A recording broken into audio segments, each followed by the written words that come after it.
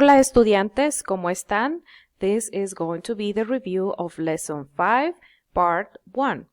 We're going to talk in this lesson about las vacaciones. So we have been talking about different themes, and this is going to be las vacaciones for our Lesson 5. We're going to learn about how to discuss and plan a vacation, how to describe a hotel, talk about how you feel, and talk about the seasons and the weather. So then again, please do not forget that you can go to your e-companion as part of your VHL Central Portales 1, and please find Unit 5 and browse. Like we have a lot of information in here, we have a lot of vocabulary, so I always recommend you to go there and start browsing your book. So please do so, and we're going to find as well that we're going to talk about the seasons of the year and the months. So please do this on your own, because this is going to be part of our lesson number 5. If you want to find the full vocabulary, is going to be located in 188, page 188 for our Unit 5. And then you're going to have the whole vocabulary here. We're going to talk about, trips and vacation, los viajes y las vacaciones. Por ejemplo, acampar, confirmar una reservación, hacer un viaje. So please make sure to go there. Talk about the hotel, talk about adjectives. Remember, we're talking about how you feel. Talking about numbers and some other words, and the months and dates and weather. So please do so. Go to your vocabulary to have a full list, page 188. And if you want to practice with the flashcards, remember, they are also available in Portales 1 in vocabulary tools. So we're going to talk first about estar with conditions and with emotions. So far we know that estar is a verb that talks about how you feel, is the verb to be. Okay? So this is, I don't know if you remember, but I have mentioned that estar is something related to a temporary situation, to a temporary location, to a temporary state of being, to a temporary way, the way how you feel during the day. Like you might be a happy person, but today you are sad. Hoy estoy triste. Or hoy estoy feliz. So estar is going to go along with conditions and emotions, most of the times to talk about emotions that are temporary or conditions that can be temporary.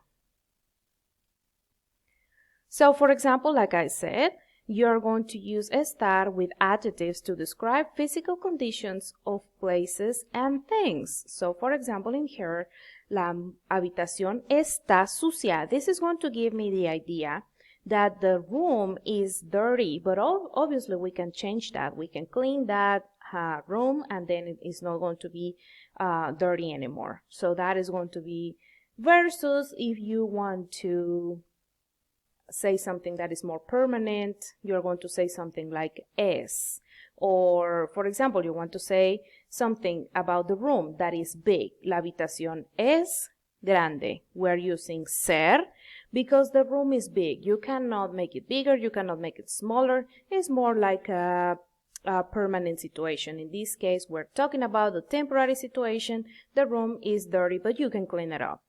La puerta está cerrada. The door is closed. But remember, you can also open the door, and this is a temporary condition. Then again, we have another example in here. This girl is saying, estoy cansada. Yo estoy cansada. I am tired. After she goes take a rest, after she sleeps a little bit, she's going to be fine. So remember again that estar usually goes with temporary states of being, temporary conditions, temporary emotions. ¿Están listos para su viaje? Are you guys ready for your trip? Okay, so in here we have two important expressions that we can use to talk about conditions and emotions along with verb estar. And one of those is estar de buen humor, and the other one is estar de mal humor. So then again, this gives you the idea of something temporary. You're a happy person, but today you are in a bad mood, so you're going to say estoy de buen humor or estoy de mal humor, okay? Remember that verb estar will always be conjugated along with the person that we're talking about. If it's me, yo estoy de buen humor. I am in a good mood today. What about my dad? Mi padre está de mal humor. My dad is in a bad mood today, okay? Now here we have some adjectives that describe emotions and conditions. So then again, we're going to use that verb estar along with all of these adjectives to talk about temporary states, temporary conditions, okay? Abierto, cerrado. For example, you can say, la panadería, the bakery, está abierta, okay? La panadería está abierta. Panadería, it's a word that is feminine, so we're going to use abierta. Yo estoy aburrido, okay? If I'm a male, I'm going to say aburrido. If I'm a female, I'm going to say aburrida. Estoy alegre. Ella está avergonzada. She is embarrassed. I am tired. Estoy cansada. My eyes are closed. Mis ojos están cerrados. So remember that we have the option to use masculine or feminine forms, but we also can use plural forms. So these are singular, all of these are singular, but we can also add an S, and then that is going to be the plural form, okay? We have enamorado, I am in love, I am angry, I am clean. You know, all of these can change because these are temporary conditions. And if you add the verb es or ser, then the meaning will change, okay? So beware of that. Let's go to our present progressive. That is 5.2. And I like this topic because I think that this can be compared to English, and you can find like a very like a lot of similarities. So I think that this is a quite simple topic. The present progressive is a tense that we use both in Spanish and English to talk about things that are happening at the moment, okay? So since we were talking about the verb estar before, we're going to use that verb to help our present progressive structure, okay? So then again, remember, we're going to use verb estar and the conjugation. If you don't remember that, please go back, look at the conjugation of verb estar. So I'm going to quickly go over it.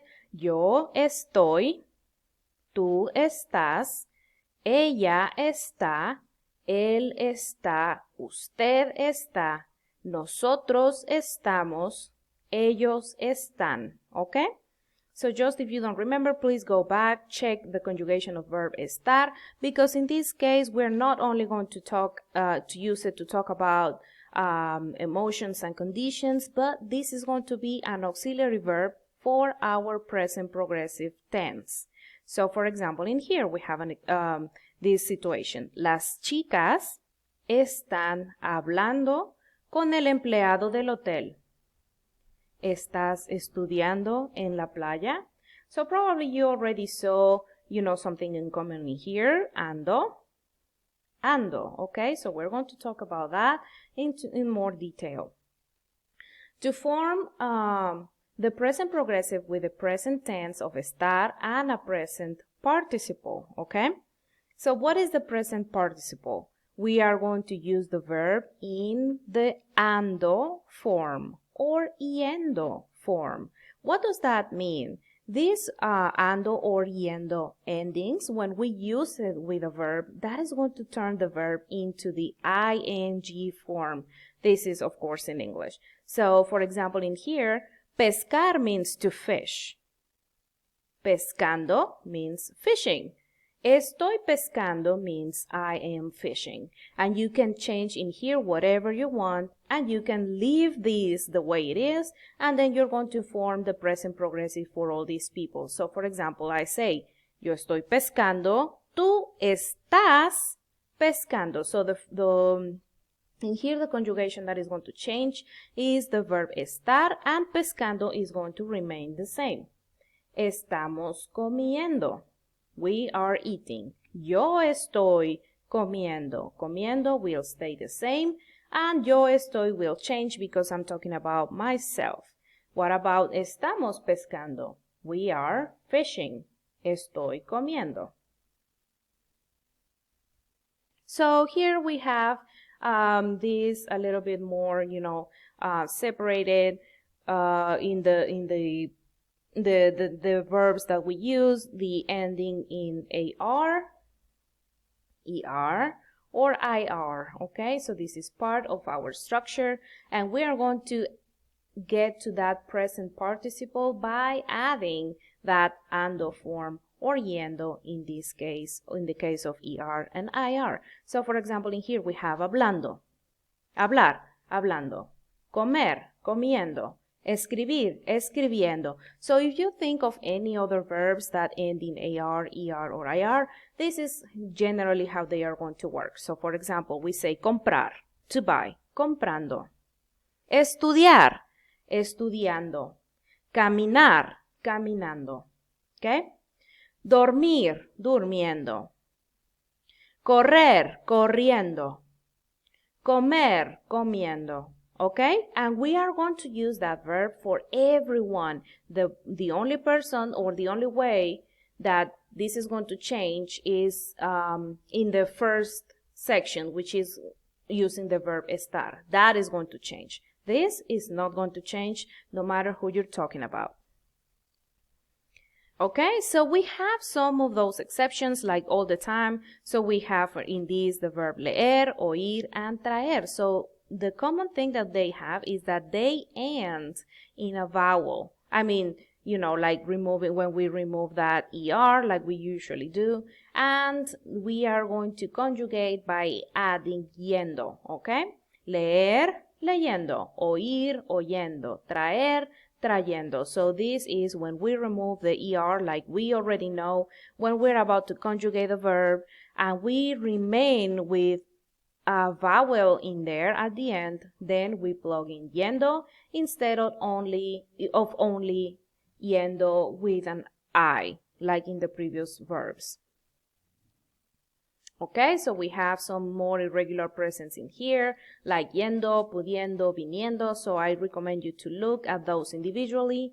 And then we also have some stem changing verbs that have a stem change in the present participle. So remember, as I have explained before, when you see this is that you have stem changing verbs, so please pay special attention to that. Some of them go from E to IE, some of them go from E to I, or O to U. So in this example in here, dormir goes to durmiendo. So please keep aware of that. Stem changing verbs do still change in this other present progressive tense.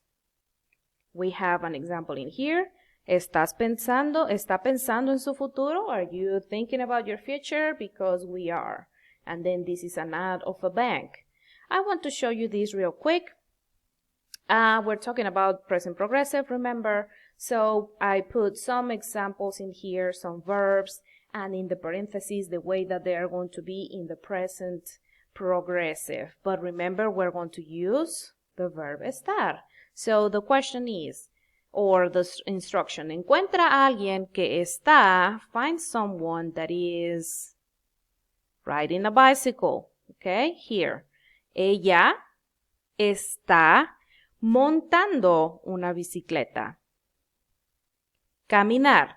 Ellos están caminando. Pasear.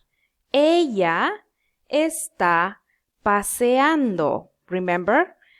And then we have some others like jugar, jugando, navegar, navegando, correr, corriendo, and hacer, haciendo. So once you have this, remember to change the estar verb to match the person you're talking about. Use this form, and you're going to have the present progressive like we do have in English to say, estoy caminando, I am walking, something in that line.